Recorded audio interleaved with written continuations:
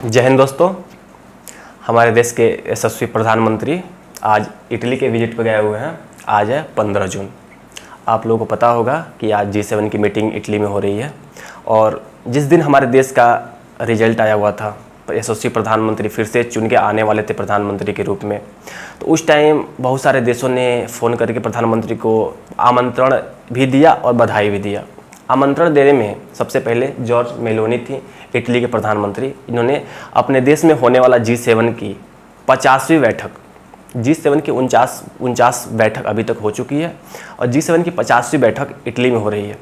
आज 15 जून है और पीएम मोदी आज इटली में है।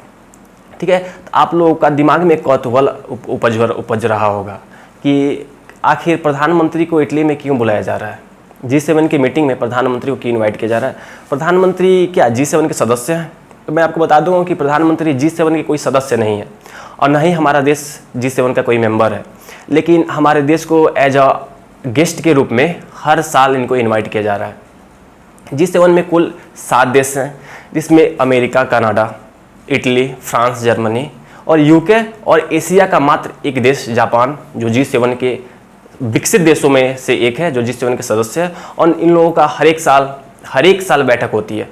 पिछले साल 2023 की बैठक जापान में हुआ था। जापान में जापान के जो उस टाइम पीएम थे, जिनका नाम था शिंजो अबे जी, जिन्होंने प्रधानमंत्री को इनवाइट किया हुआ था और प्रधानमंत्री, हमारे यशस्वी प्रधानमंत्री उस टाइम उनसे मिलने के लिए गए थे और G7 की मीटिंग अटेंड भी की थी। और इस साल हमारे प्रधानमंत्री इटली गए हुए हैं जॉर्ज मेलोनी के आमंत्रण पर और वहाँ जाके मीटिंग अटेंड कर रहे हैं। और पहला बात, सबके दिमाग में पहली बात ये आएगी कि आखिर प्रधानमंत्री के मोदी को वहाँ जाने से फ़ायदा क्या है। तो मैं आप लोग से बता दूं कि प्रधानमंत्री मोदी अपने देश के जो राजनीतिक, आर्थिक और सामाजिक परिप्रेक्ष्य में जाकर वहाँ पे अपने बातों को रखते हैं, क्योंकि भारत विश्व का सबसे बड़ा लोकतांत्रिक देश है। हमारे देश में लगभग 143 करोड़ की जनसंख्या है, जो विश्व में सबसे अधिक जनसंख्या है। तो हमारे देश का जो 142 करोड़ के लोग हैं और जो भारत एक लोकतंत्र है, इस लोकतंत्र को वैश्विक लेवल पर प्रतिक्षेपित करने के लिए और दिखाने के लिए कि विश्व के सबसे बड़े लोकतंत्र हैं और लोकतांत्रिक देशों का G7 की मीटिंग है, इस परिप्रेक्ष्य में भारत को वहाँ जाना बहुत ज़रूरी हो जाता है। और विश्व के लोग भी समझते हैं कि भारत एक उभरता हुआ महाशक्ति है, क्योंकि विश्व के कुछ ही ध्रुव थे। पहले अमेरिका और रसिया हुआ करता था, लेकिन अब धीरे धीरे चाइना भी उभर रहा है और विश्व की एक शक्ति के रूप में उसका भी पहचान बन रही है। इसी के परिप्रेक्ष्य में भारत भी विश्व शक्ति के रूप में लगातार अपने आप को एक लगातार धीरे धीरे पायदान को बढ़ा रहा है और इसी के परिप्रेक्ष्य में विश्व के लोग भी भारत को इन्वाइट कर रहे हैं।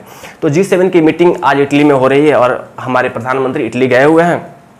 तो इटली में जाने का मुख्य उद्देश्य ये है कि वहाँ पे कनाडा के जो प्रेसिडेंट आ रहे हैं, उनसे भी भारत की बैठक होगी, उनसे भी मुलाकात होगी। वहाँ पे जो अमेरिका के जो बाइडेन आएंगे, वहाँ पे जर्मनी, इटली और फ्रांस के भी वहाँ के जो प्रेसिडेंट है, जो वहाँ के मुख्य अतिथि हैं और वहाँ के जो मुख्य लोग हैं, जो वहाँ के मुख्य हैं, उन लोगों से भारत की मुलाकात होगी और द्विपक्षीय वार्ताएँ भी होगी उन लोगों के बीच में। तो भारत का जो आर्थिक सामाजिक परिप्रेक्ष्य है वहाँ पे उभरेगा और वैश्विक लेवल पे जो आतंकवाद बढ़ रहा है, तो इस आतंकवाद के मुद्दे को लेकर भारत ने अपना स्टैंड वहाँ पे रखेगा। और क्योंकि हाल ही में जो कनाडा के जो प्रेसिडेंट थे, उन्होंने अपने वक्तव्य में कहा था कि भारत जो है वो लोकतंत्र के लिए खतरा बनता जा रहा है और इस परिप्रेक्ष्य में भारत ने उनको थोड़ी सी रूढ़िवादी सोच रखते हुए उन लोगों को जवाब भी दिया हुआ था कि ऐसा कुछ नहीं है कि सबसे बड़ा भारत लोकतांत्रिक देश है। लेकिन कनाडा से उसके बाद से मुलाकात हुई नहीं, तो हो सकता है कि इस टाइम प्रधानमंत्री की मुलाकात कनाडा के जो वहाँ के प्रेसिडेंट हैं उनसे हो और उनसे वार्ताएं भी हो इस मुद्दे पर कि उन्होंने ऐसा कुछ क्यों कहा। ठीक है, और भारत की परिप्रेक्ष्य है कि भारत के जो बाइडेन, अगर कोई विकसित देश के लोग कुछ मिलते हैं तो उन लोगों में जो आर्थिक वार्ताएं भी होती है वो देश के विकास के लिए काफ़ी महत्वपूर्ण है। तो भारत को G7 की मीटिंग अटेंड करनी चाहिए और भारत एज अ सदस्य नहीं, लेकिन भारत को एज अ गेस्ट के रूप में इन्वाइट किया जाता है और भारत वहाँ पर अटेंड करता है। इस बार हमारे मोदी जी 5वीं बार, जब से प्रधानमंत्री बने हुए हैं तब से 5वीं बार इन्होंने G7 की मीटिंग अटेंड की है। लगभग अभी तक 11 बार हम लोगों को इन्वाइट किया जा चुका है G7 की मीटिंग के लिए, जिसमें से 5 बार हमारे प्रधानमंत्री नरेंद्र मोदी जी ने इन्वाइट की है। और G7 अब दिमाग में आता होगा आखिर G7 की स्थापना हुई कब थी। तो G7 की स्थापना 1975 में किया गया था। इन देशों ने मिलकर G7 की स्थापना की थी। आगे चल के G7 G8 भी बना हुआ था कुछ टाइम के लिए, जब रसिया यहाँ पे आके जुड़ गया था। लेकिन रसिया के जो सुरक्षा के मुद्दे को लेकर, जो यूक्रेन रसिया जो कुछ भूभाग के लेकर डिस्प्यूट है, क्रीमिया को लेकर जो मुद्दा है, जिसके वजह से आई थिंक 2013 में G7 कंट्रीज़ ने रसिया को फिर बाहर निकाल दिया हुआ था और रसिया G7 से बाहर हो गया था। इस टाइम G7 में कुल 7 ही मेंबर हैं और भारत इसका एक आमंत्रित सदस्य के रूप में यहाँ पे पार्टिसिपेट करता है। तो मैं आशा करता हूँ आप लोगों को वीडियो अच्छा लगा होगा, और वीडियो अच्छा लगा होगा तो आप लोग लाइक कीजिए, सब्सक्राइब कीजिए चैनल को, और वीडियो को शेयर भी कीजिए। धन्यवाद।